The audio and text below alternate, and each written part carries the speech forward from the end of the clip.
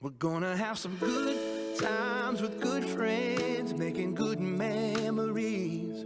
A little bit of sunshine and good vibes, yeah, that's all we need. And we ain't gonna worry. Hi everyone, my name is Mackenzie Rubish. I am 39 years old, born and raised in Oceanside, California. I am a mom of 3 wonderful and beautiful and very loud little girls. I am married and I am the most recent winner of the Great American Baking Show. I come from a large Samoan loving family, so if you've ever seen my big fat Greek wedding, that's exactly how I was raised and brought up. My maiden name is Fa'umu'ina, which means in the way of food and drink. So that pretty much means my last name is It's a Party. So today it is going to be a party and I have some wonderful close friends and family that are coming over. And as guests arrive, we're going to be serving them some amazing, fabulous cocktails, which I'll talk about later. All the appetizers we are going to be making include bacon wrapped goat cheese dates. We're going to make antipasta skewers with a homemade pesto. And we are going to cook up some ribeye steaks, slice it up and put it on some garlic infused olive oil and crostinis with homemade horseradish cream. And for the finale, which is dessert, we're going to be making some beautiful mini tiramisus. Our special dessert and drink is made with Crater Lake Hazelnut Espresso Vodka. This won the Platinum Medal Best of Show in the World Beverage Competition. It is silky smooth and makes the best espresso vodka martini you've ever tasted. We are making 2 drinks today with it, the espresso martini over ice and the Apfel's coffee with the Crater Lake Hazelnut Espresso Vodka. Both are topped with fresh whipping cream with the Issy Creative Whip Maker.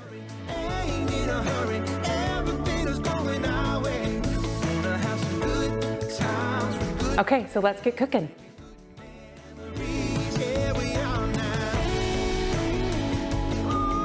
All right, so we are going to make our dessert, which is mini individual sized tiramisus. I have these cute, adorable little dessert cups, which we're gonna put our tiramisus in. But the first thing we need to do is make the tiramisu mascarpone cream. So the first thing we're gonna do is take 2 cups of mascarpone and we're going to whip it up. We're gonna cream it up using our hand mixer. So here I have the last of our 2 cups. I'm just gonna put it into a bowl, scrape it in, and then using my hand mixer, we are going to cream it up. You wanna use the hand mixer on medium speed and just get it nice and creamed. Break it up. Just a minute, you wanna aerate it, really get some air in there. It's really beautiful, nice and light. I'm gonna turn it up to high a little bit just to get the creaming going. And then that's it.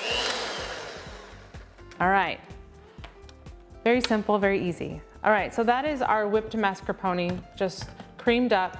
Next, we're going to separate our eggs. So I have 2 bowls here. I'm going to separate my egg yolks and my egg whites from each other. Actually, I'm gonna use a different bowl for my egg whites. Okay. So for my egg whites, I'm gonna put them in this steel bowl here. And then for my egg yolks, we're gonna be cooking these over a double boiler, so I'm gonna use a glass bowl. All right.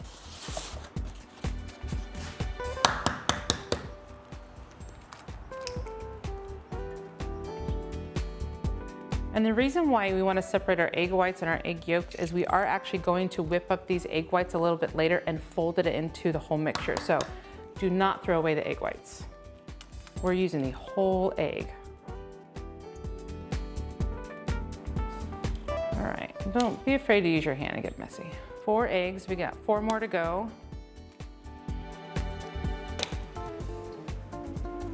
And I'm making a pretty big batch of this cream because we are making about 30 individual tiramisu desserts. I love individual desserts for people, especially when it's kind of an appetizer theme, because they're already done and the guests can grab them and eat them as they stand and enjoy time with their friends and family outside. And you don't have to sit there and cut tiramisu and serve it. So these will be ready to go right when the guests get here. Okay, we have our egg yolks and our egg whites separated. I'm gonna add some sugar to our egg yolks and then we're gonna cook it over the bain marie or a double boiler. So we are cooking the egg yolks and sugar over a double boiler. So I have a small saucepan underneath this bowl with simmering water, and we're just melting the sugar. We want to keep whisking and stirring so the eggs don't scramble. Nobody wants scrambled eggs in their tiramisu, that's for sure. Okay, so this takes about 2 to 3 minutes. Just want the sugar to dissolve. We don't want the water underneath to be touching the bottom of the bowl, so we only have about this much of water in the bottom of our saucepan. You'll feel the consistency of your egg yolks and sugars thin out as it heats up. We're looking for a nice pale yellow. You could already see that it's lightening up in color.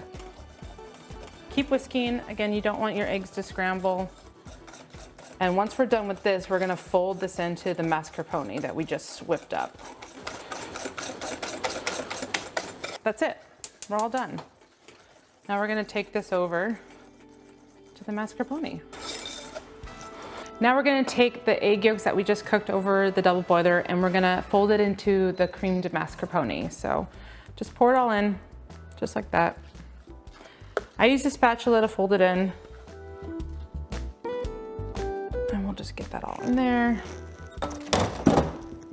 Get it nice and combined. We just really want to get this nice and combined. If you see white streaks still from the mascarpone, keep folding. Again, go around the side of the bowl, cut through the middle.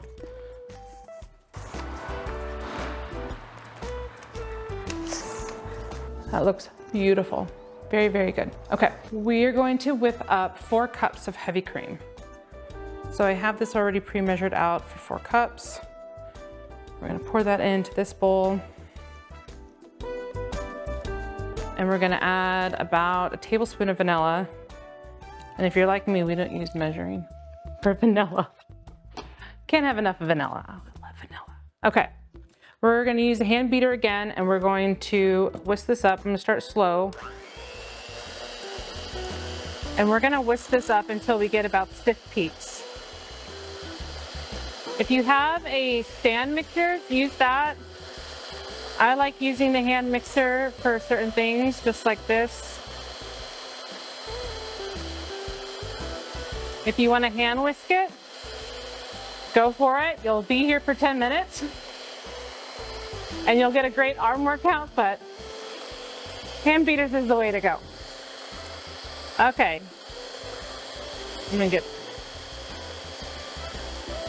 All right, we are almost to stiff peaks.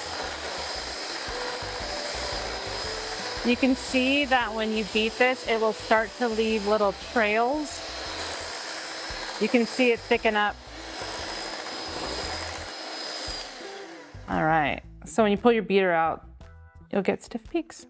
All right, so we'll just do a portion at a time. We'll do about 1/3 of the whipping cream. Get that folded.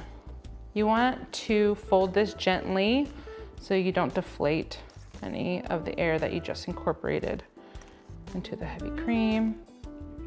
Yeah. And the whipped cream gives it such a light mousse-like texture. It's absolutely just incredible and delicious, and especially paired with the lady fingers that we're gonna dip in this espresso hazelnut vodka. It's going to be incredible. Okay, so let's add a little bit more of our whipped cream. Okay, again, just another 1/3 of the whipping cream. And then we'll get that incorporated. Again, same technique, go around the outside of the bowl, go underneath and fold over.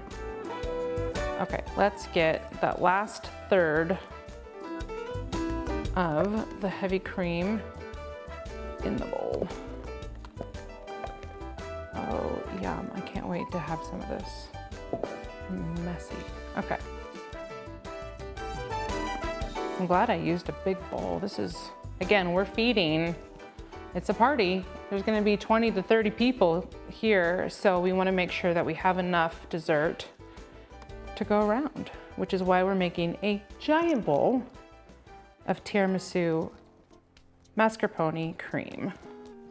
Okay, this looks incredible, but we have one more step.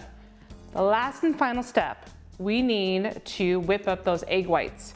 So remember when we separated those egg yolks and the egg whites and I told you not to throw them away? It's time.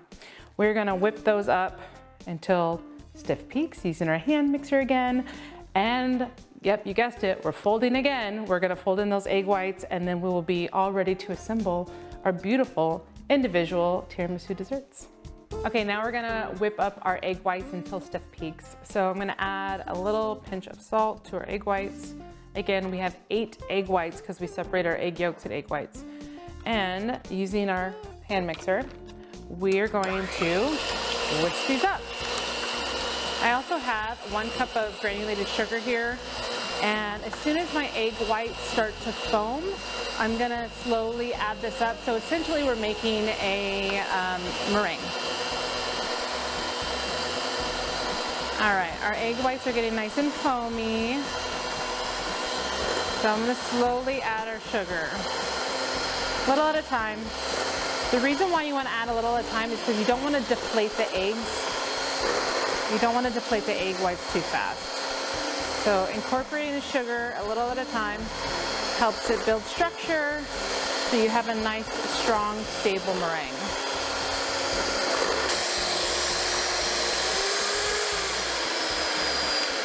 All right, we are good. Okay, so our meringue is all nice and whipped up. Looks good, can do the trick. Okay, that's how you know your meringue is done. It doesn't fall out. Okay, now we are going to fold in our egg whites. And we're gonna do the same thing we did with our whipping cream, about 1/3 at a time. We don't wanna deflate our egg whites.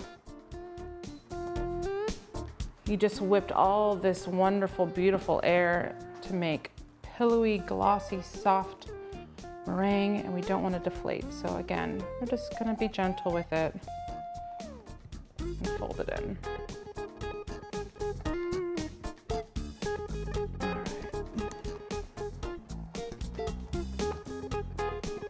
And then when we are done with this, we get to assemble our tiramisus. I'm so excited. I love tiramisus. I'm a huge fan of coffee and hazelnut, and tiramisu is one of the first desserts that I fell in love with as a little girl. And if you go to an Italian restaurant with me, that is pretty much the only thing that I will order off the dessert menu. Is if it has tiramisu, I am ordering it. Absolutely love it. It's such a delicate and light dessert, and the textures are incredible. And one of the ways that I taught myself how to bake was I would go to these restaurants and cafes and try these desserts and then come home and recreate them. And that's what we're doing today. We're gonna make these little mini tiramisus and share them with friends and family. Okay, so it is time to assemble our tiramisus. I have a piping bag lined in a big thermos. I'm just gonna scoop some of this cream into this piping bag. Get it in there. It's gonna make it easier to fill these cups. Okay, now we're gonna be using Crater Lake Hazelnut Espresso vodka to dip our ladyfingers in. So, okay, I just happen to have a shot glass here, weird. But let's just, oh, wow, okay. Yep, it's a party. Oh, I can see why this one, oh, I can't wait. I cannot wait for my friends and family to taste this, especially in this dessert. Okay, I'm a little distracted because it's so good. Okay, we're gonna pour a little bit of the vodka into a bowl, just like that, just a nice shallow bowl. And we're going to dip our ladyfingers in that. And then we have these cute little dessert trays. Okay, so we're gonna take a ladyfinger. I cut the ladyfingers in half. We're going to dip in and roll And these are sponge cookies, so they soak up whatever liquid you put in. And then we're just gonna do that. And then we're gonna grab another one. And then again, roll it around in vodka. Put that in too. Okay, so that's layer one. Now we're gonna take our piping bag that we just filled with the cream, and we're going to just take it and we're going to fill it in just like that. Just one layer of the cream. Okay. Now we're gonna add another layer of hazelnut espresso vodka soaked ladyfingers, just like that, right on top. This is so fun. You can get the kids involved. If you have some girlfriends coming over, they can help you assemble these as well. Okay, and then one more layer of the cream right on top.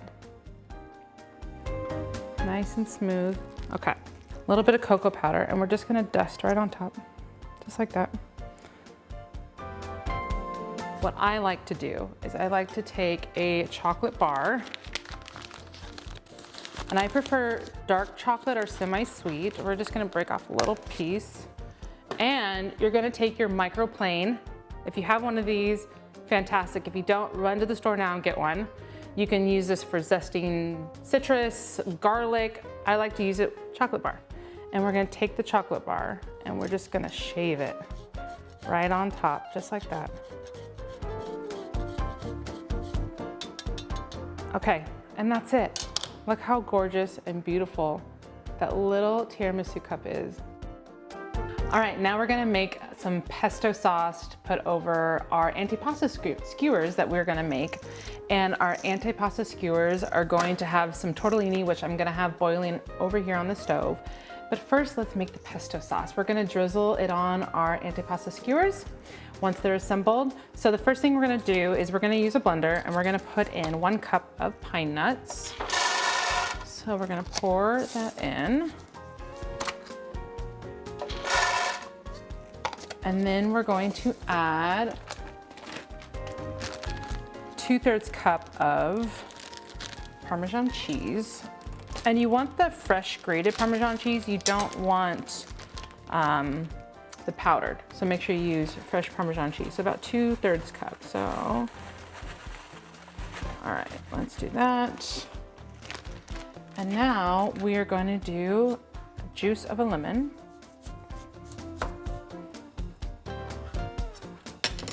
And I put my hand right here so it catches any seeds. All right, okay. And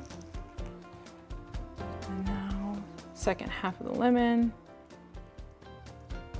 All right, we're gonna do 4 cloves of garlic, just like that. And we're gonna add a little bit of salt and pepper. Okay, so let's get that blended up, and then we're going to add our fresh basil and some olive oil. All right.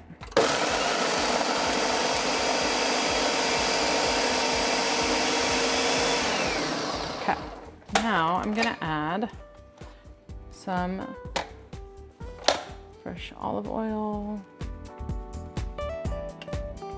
and we're gonna put our basil in too. And of course, basil is where we get that nice green color when you see pesto. And this fresh basil, it smells so good. Oh, okay, I'm so excited. All right, and I have about 4 bushels or bundles of basil here, so about 2 cups. So let's put that in. A little bit more olive oil. I do want this dressing to be a little bit more on the thinner side, so I will be adding a little bit extra olive oil. All right, blend, blend, blend.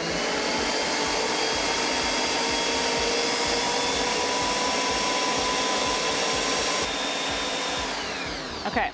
So our pesto sauce is all done, so we're gonna put this aside, and we're now going to toss our tortellini into our boiling pasta and get that cooked off. Okay, now we are going to make our antipasta skewers using the cooked tortellini that we just made in our boiling water.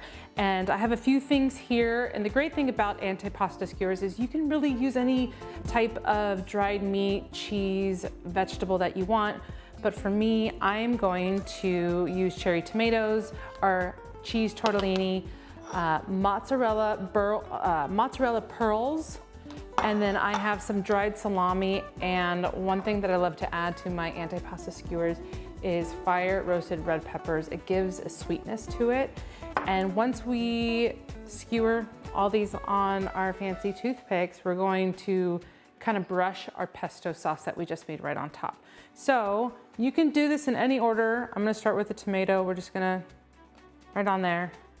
And then the cheese tortellini, a little pesto, a little mozzarella ball. And then we're gonna take a piece of salami. And the best way to skewer the salami is we're just gonna fold it in quarters. So fold it in half, then fold it one more time in half. So you have this little guy, and we're just gonna pop it right on there.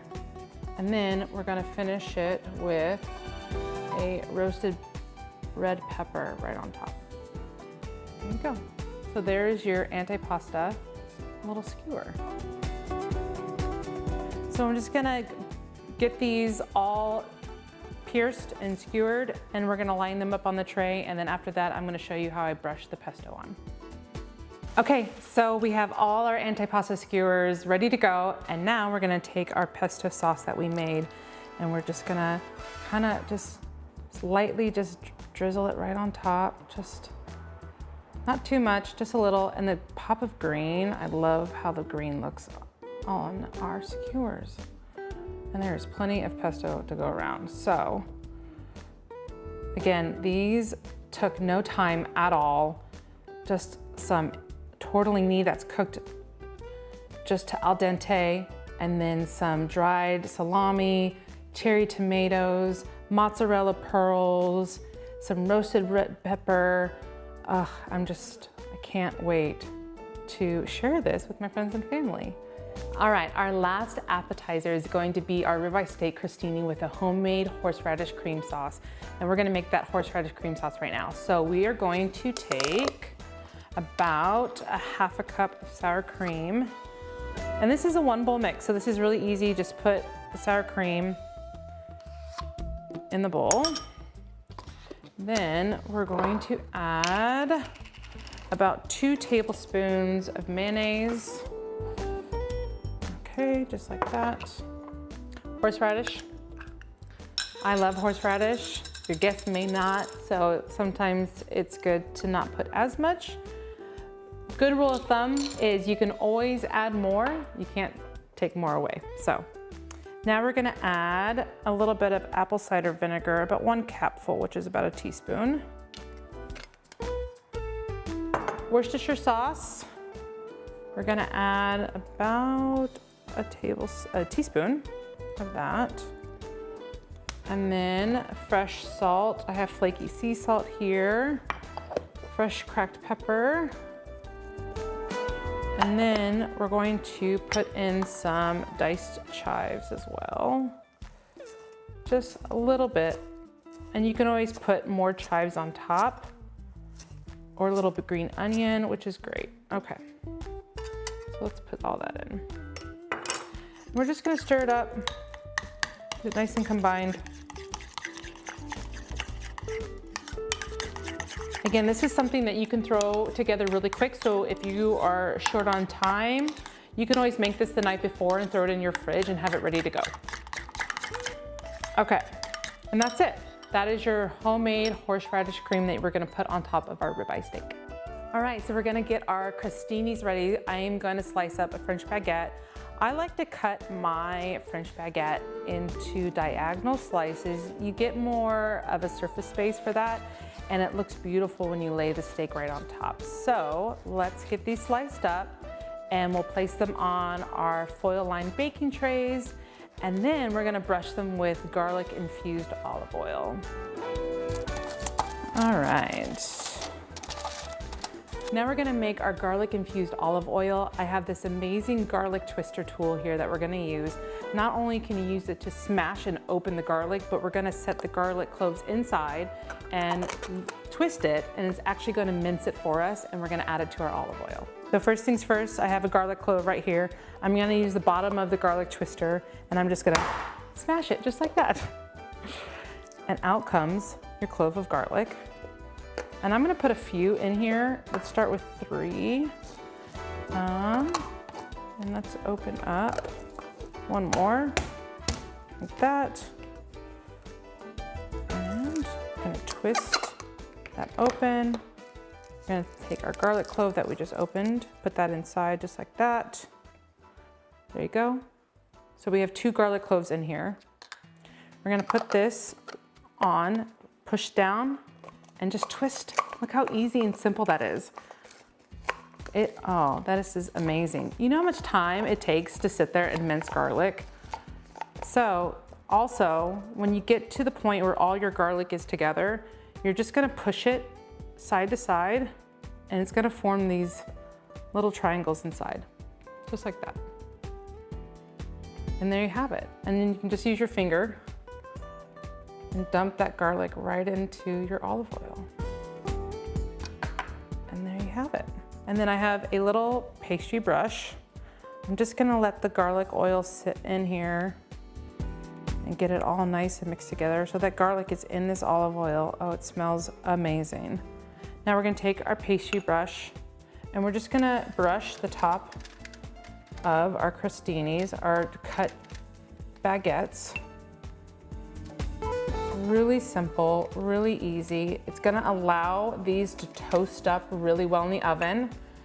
And these go really quick because we're gonna turn our oven on to broil, and we're gonna toast these in our oven for about 1 minute to 2 minutes. And that's it.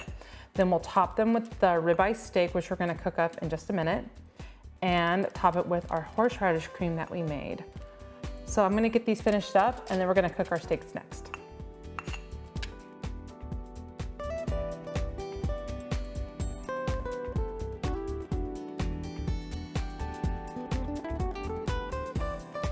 Mill is a spice grinding, reinvented, amazing tool. You can easily switch your spices around. For example, here's salt. One-handed, I can switch to my peppercorns, grind, and I can easily make my own herbal spice mix. How easy and amazing is that? Mill is an amazing tool. Okay, so we have our ribeye steaks cut and ready to go. These are some thick girls. We're gonna cook them over our grill, and we're gonna baste them with butter and garlic and thyme. But before we do that, we need to season our steaks. So I'm gonna season it with salt first. And then we're gonna do pepper.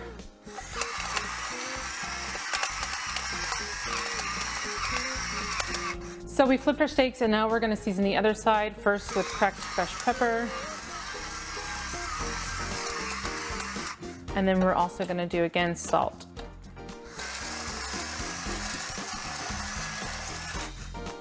Okay, now we're gonna put these on the grill, and we're gonna cook them on a high heat in some avocado oil. I'm gonna add about 2 tablespoons of avocado oil to our pan. I'm just gonna tilt the pan, get it nice and coated. And now we're gonna lay our ribeye steak in. Again, I'm on high heat.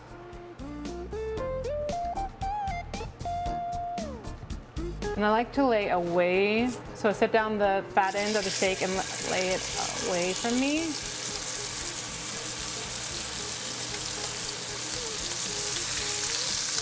And we're just gonna kind of grab the side of the steak and drag it or skate it along the bottom of the pan. This, I think, it gives it a really nice crust, which is what we want for our ribeye. And we're gonna cook this about 2 to 3 minutes aside. Now the next thing I like to do with these steaks is I'm actually gonna turn it on its side and cook the sides. Same thing, kind of just move it around. Really sear those sides as well. And we're gonna cook these all on the stove top. Again, we're gonna use butter with garlic and thyme to infuse the oil. And we're gonna baste the steak and cook it until about medium rare to medium, which is about 135 to 140 degrees internal temp. All right, we're gonna turn this over and cook the other side.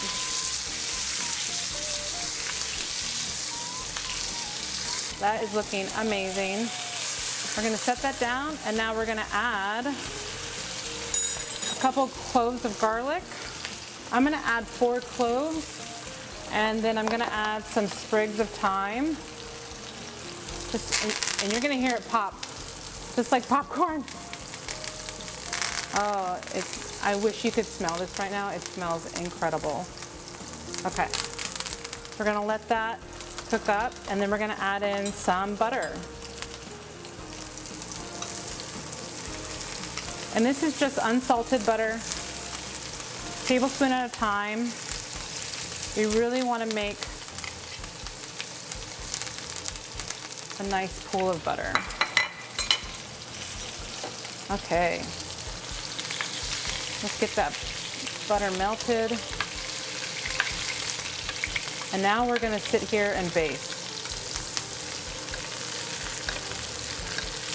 And this is going to flavor it, get some thyme and garlic on top of it. And we're just basting. We're just sitting here and we're letting the hot butter with the thyme and garlic just cook the steak.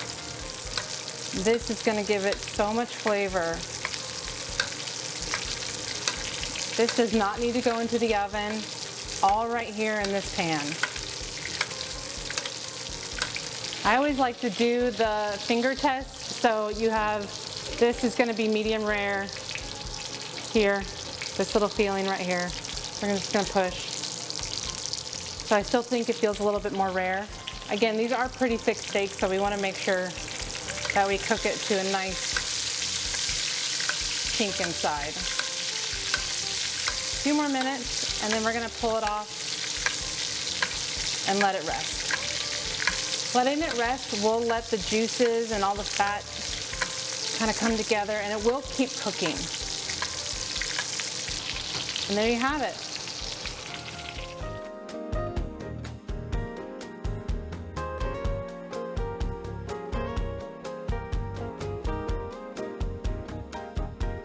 Our ribeye steaks are all cooked up. Now we're gonna slice them and place them on our prepared crostinis, which we put in the oven at broil setting for about 1 to 2 minutes aside. All right, so we're gonna slice this up really thin, and the reason why I prefer thin slices of the steak is because it will be easier to eat and bite through when your guests are enjoying their crostinis.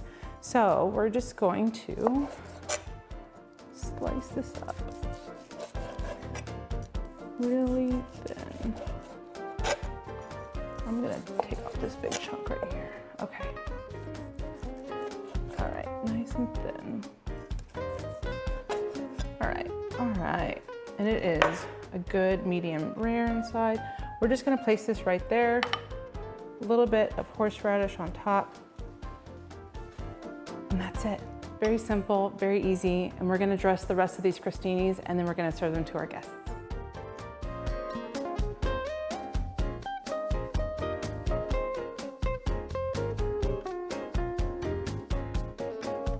Our bacon wrapped dates are out of the oven, and now we're gonna drizzle on some local organic honey and top it with fresh parsley and thyme. I just have honey in a jar here. I'm just gonna take my fork and slowly just drizzle it with honey. The honey really adds a touch of sweetness to these dates. It cuts through the saltiness of the bacon, and it is just such an amazing flavor combination with the goat cheese. All right, maybe a little bit more, and then we'll sprinkle some thyme and parsley on it. And that's gonna be it for all the appetizers, for everything that we made. All right, a little thyme and parsley on top. Something about a pop of green on food, it's just, You know, people eat with their eyes first, and something about green on top of food just really is just so welcoming. We're all done, we did it. We have our steak crostinis, our bacon wrapped goat cheese dates, and our antipasta skewers. And as soon as these are all gone, we're taking out the tiramisu and we're gonna feed them a little bit of sweetness.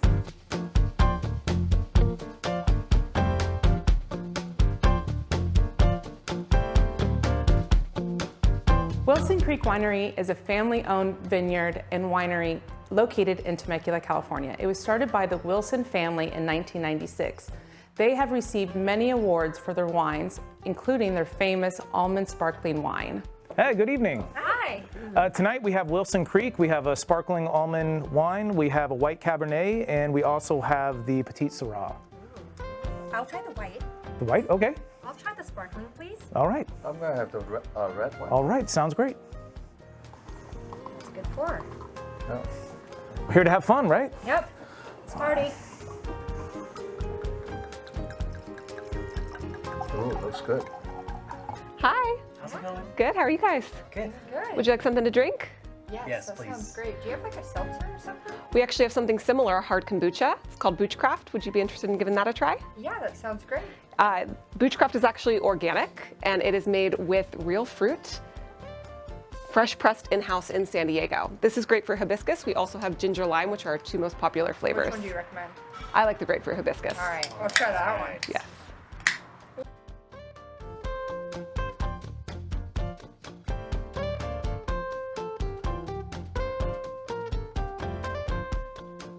Thank you everyone for coming today. I am so thrilled to share this experience with every single one of you who has been part of this journey. And this journey is just continuing. So I'm so thankful for all the help that I have gotten from my wonderful husband. Thank you very much. Excellent wine pour. I want to welcome Eric and his daughter Annabelle for coming tonight with our garlic twister. Such an amazing tool. I hope every one of you get one in your stocking because it is fantastic. And tonight we have prepared some little bites for you. And just to let you know what we made, we have bacon wrapped goat cheese stuffed dates with local organic honey, topped with thyme and parsley. We have antipasta skewers with a homemade pesto with tortellini. And then we have ribeye steak crostinis with a horseradish cream on top. And we do have dessert. I would not be who I am unless there was dessert. We have homemade tiramisu for dessert. And in that tiramisu, we actually used the hazelnut espresso vodka from Crater Lake. So bon appetit, eat your heart's desire, and thank you again for coming tonight. We're all spending the night, right? Hey, it's a party, so let's do it right. We can spend the night, all of us? Absolutely. There's grass there, there's grass there. Little Stevie Wonder never hurt nobody's soul. Something about lawn chairs out in the warm air feels like a sacred place. 'Cause when we all get together, every day is a holiday. We're gonna have some good times with good friends, making good memories. A little bit of sunshine and good vibes, yeah, that's all we need. And we ain't gonna worry, ain't So all of you know that my favorite part of any meal is dessert. It is the grand finale, and I absolutely just love just sweeten everybody up before they go home. So tonight I have made little mini tiramisu cups. So these are individual, so you can just grab them and go back and enjoy the music and dance. And but yeah, we use the Crater Lake Hazelnut Espresso vodka that dipped the ladyfingers in, and then you have your homemade tiramisu mascarpone cream, and it's topped with cocoa powder and chocolate shavings. So yeah, indulge, enjoy, and again, thank you so much for coming tonight and being part of this. So,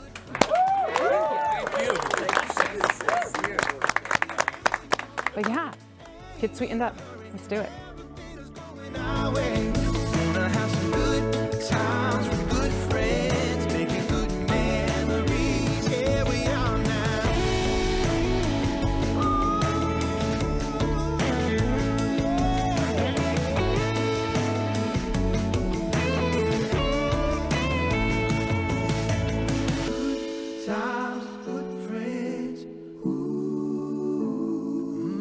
I'm talking good times, good